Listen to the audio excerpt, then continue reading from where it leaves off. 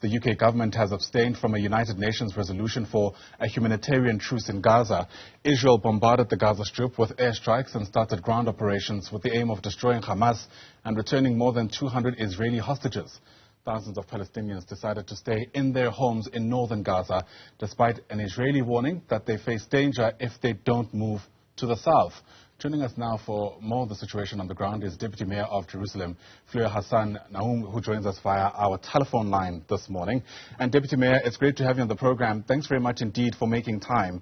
You know, Antonio Guterres, the head of the United Nations, has repeatedly called for an immediate cessation of hostilities. I wonder what you reckon the response can be from Israel. Are you prepared to do that? In that ceasefire is give Hamas a little bit of time to recoup and attack us again. Why would we do that? We're in the middle of a war. They've taken 230 hostages. They've given us no signs of life. We don't know whether they're being taken care of. We don't know whether they've been killed. We don't know anything. So they want a ceasefire for what? Well, at the very least... What are we getting in return? Yeah, at the very least, the hope is that the civilians in Gaza, innocent bystanders who are paying the cost of the war with their lives, will be at the very least be able to get to a place where they are safe, right? Because no matter where you are, let me just finish my question. No matter where you are, I think there is an agreement that innocent people, including children, should not be caught in this war. If at all, that can be avoided. Absolutely. We've given them 3 weeks to move from northern Gaza. And you know why they're not moving? Because Hamas has put roadblocks and is shooting people down the street who are trying to escape. That's what's happening. 3 weeks we've been given them, not 2 days, 3 weeks. And so if they haven't left, it's because they're unable to leave because Hamas is not letting them leave. Israel has given them plenty of time. We've done everything according to every regulation of the Geneva Convention. I wish we had somebody else doing that on the other side, but we don't. Capturing 5-month-old babies and old women. And so why would we give them a ceasefire? To give them a chance to attack us again?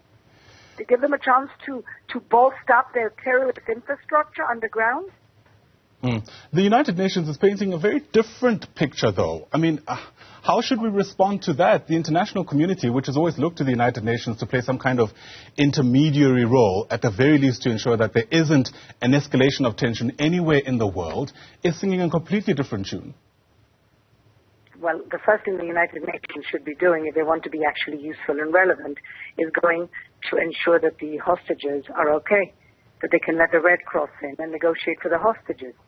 How can we take the United Nations seriously when they have been fomenting and paying for and subsidizing through UNRWA an educational curriculum that is teaching hatred, that is teaching the Palestinians that the only thing worth in their life is killing Jews? This is a subsidized educational curriculum by the United Nations. So when the Secretary General talks about not having this conflict come in a vacuum, the vacuum he's forgetting to talk about is the fact that the UN have been subsidizing the curriculum of hate. It's on their heads that young people only aspire to grow up and become martyrs and kill Jews. It's on his head. If you are so scathing of the United Nations, I suppose the question that comes up is, should Israel be part of the UN General Assembly? I mean, what's the point of having an ambassador there if, at the very least, there's going to be this kind of sentiment towards a global body? Well, that's a really good question, and that's something that Israel has been struggling with for many, many years. We also have a lot of very good friends at the UN, friends who stand up for morality, for ethics, for truth.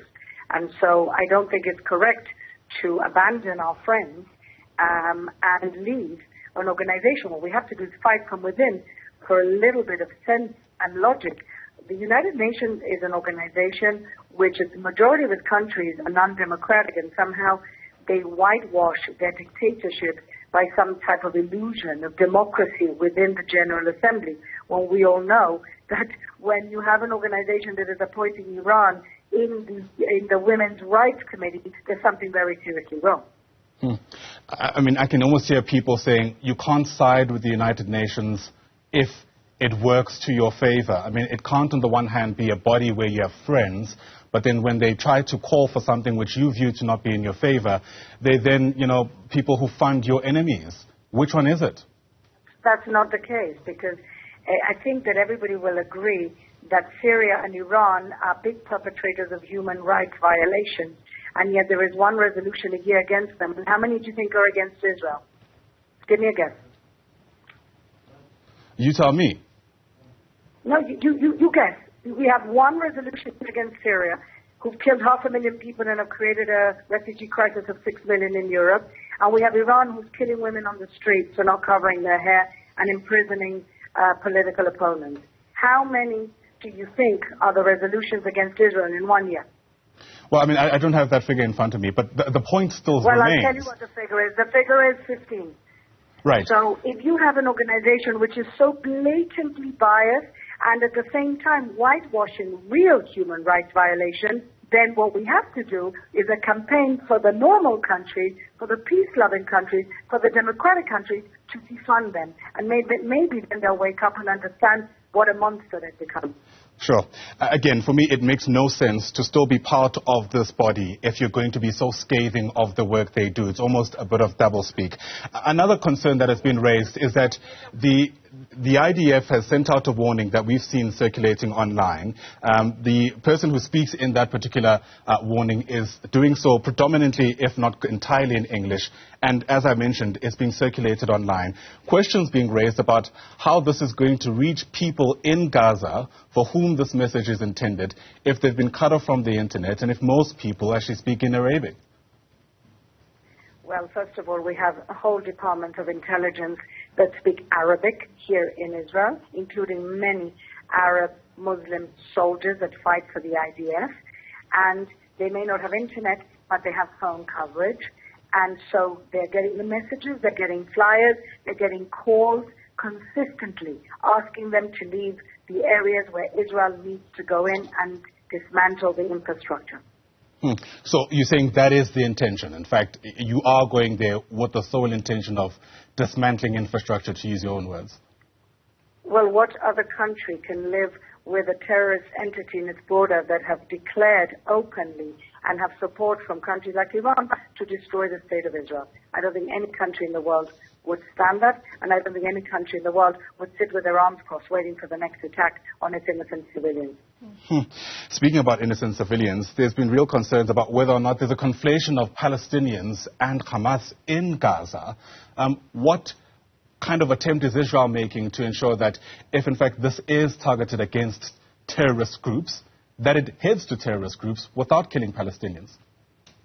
Well, so far, actually, in terms of our numbers, we've killed many heads of terrorist infrastructure, and any numbers that Hamas talk about, you have to take with a pinch of salt, because, of course, if you remember a week and a half ago when they claimed that Israel bombed their hospital, it turned out that it was a failed Islamic Jihad rocket, and when it was Israel bombing the hospital, according to them, there were 500 dead. The minute that it became an Islamic Jihad rocket and everybody confirmed it, the dead were 26. So we really have to take their numbers with a huge pinch of salt. Israel does everything in its power to prevent civilian casualties. We do as much as we can possibly do, but you have to remember we're at war.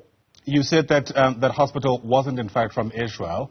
Are you able to point us to where you gained that information? I mean, which body confirmed this? Well, yes. First of all, we did our own investigation that took 2 hours. We don't lie. We check things. President Biden declared that it wasn't Israel because he saw enough evidence to prove it. And I don't remember President Biden saying that. When did President Biden say that? He did.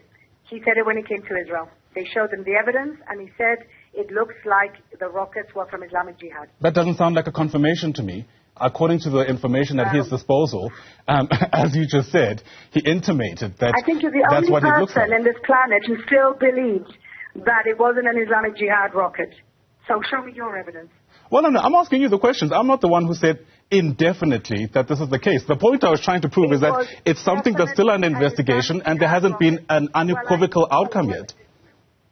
There has been an equivocal outcome. We have from Israel between two terrorists saying yes, from Israel, and also there's been an international investigation. Like I said, I think that President Biden is responsible enough that when he declares something, it's because he has been convinced and seen enough evidence, and so has his State Department, and so has his Defense Department, to unequivocally say that it wasn't an Israeli missile. But that's my point. It wasn't an unequivocal statement. He made sure it was that an that comes unequivocal across. statement.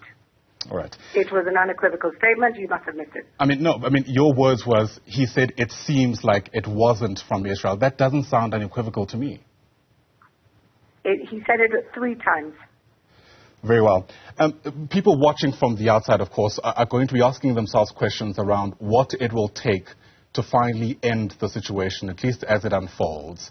And among the questions they'll be asking themselves is whether Israel is a peace-loving country. What would be your response to that?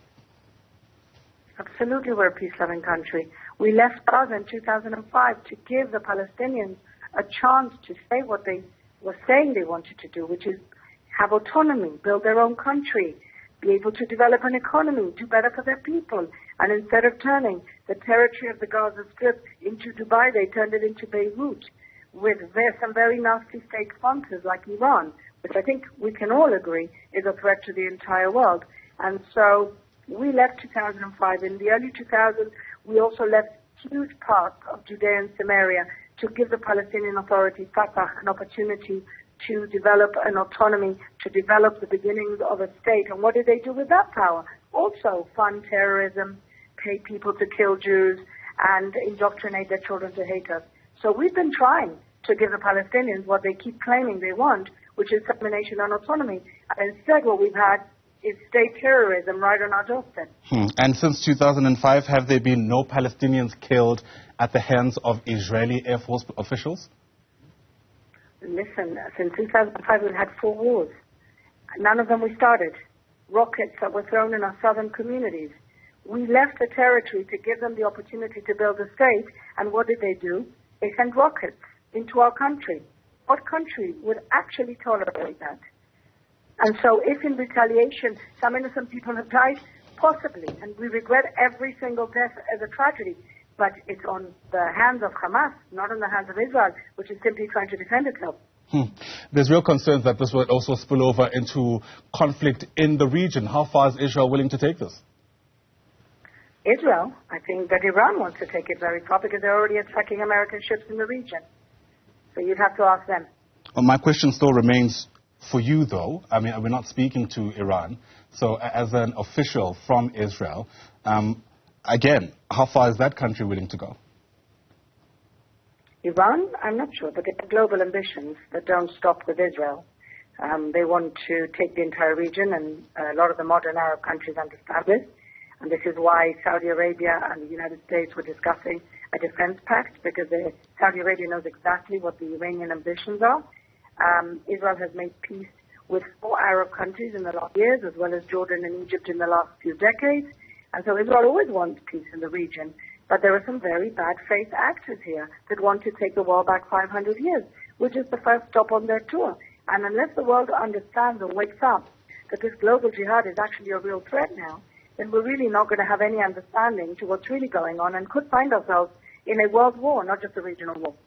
Really concerning that indeed. Deputy Mayor of Jerusalem, Fleur Hassan-Nahoum, thanks very much indeed for your time and giving us your side of the story.